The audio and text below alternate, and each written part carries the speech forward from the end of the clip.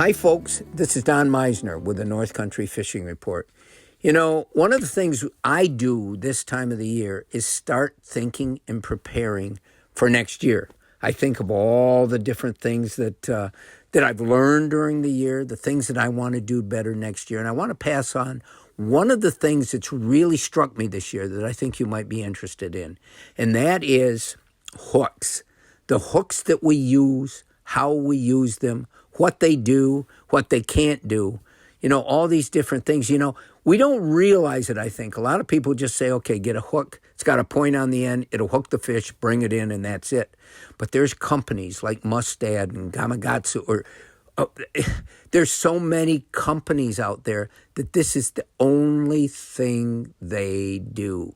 They manufacture hooks, and they manufacture them all over the world. And so there's a big science to this.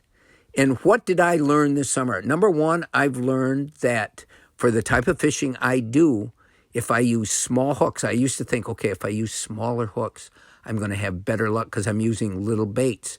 But there's advantages and disadvantages.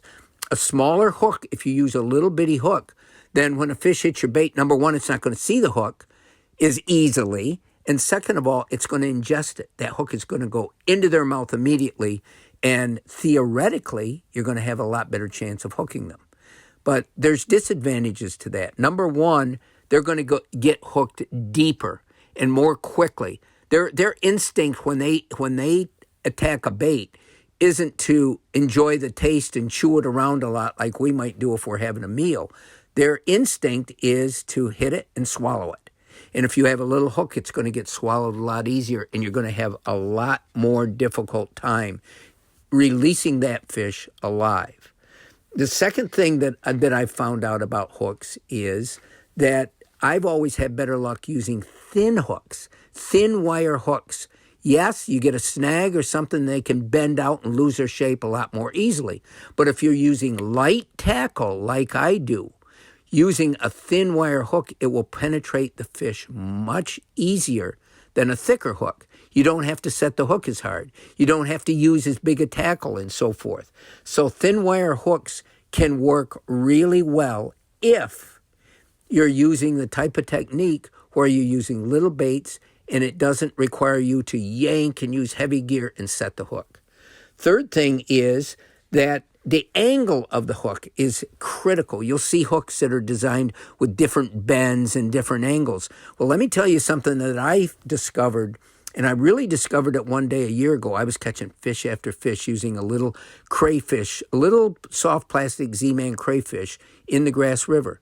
And I wasn't losing a fish. All of a sudden, I started losing one after the other. I hadn't changed a thing. Had the same hook on, had the same crayfish on.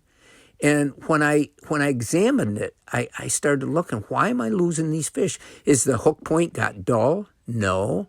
But what had happened is the angle of the hook in the bait had changed to where the bend of the hook was more on top, pointing down, as opposed to being lateral, being in the same lateral line as the bait. And for some reason, that seemed to have a huge impact on whether I was hooking the fish or not. So this is a big, big deal. And then, of course, the design of the hooks. Now, let me jump to a different type of fishing. Fishing plastic worms, let's say 6-inch Senko worms for largemouth bass. And I always like let's say a 3/0 hook. And it's hooked Texas style where the hook point is buried. And the key is always for the worm to lay straight. You don't want to bend in it. You want it to lay straight. It's going to look a lot more natural in the water. It's going to look like something they're going to want to eat more. And it's not going to give them warning signs that, hey, I'm fake because I'm spinning or I'm curled spinning through the water and I don't look natural.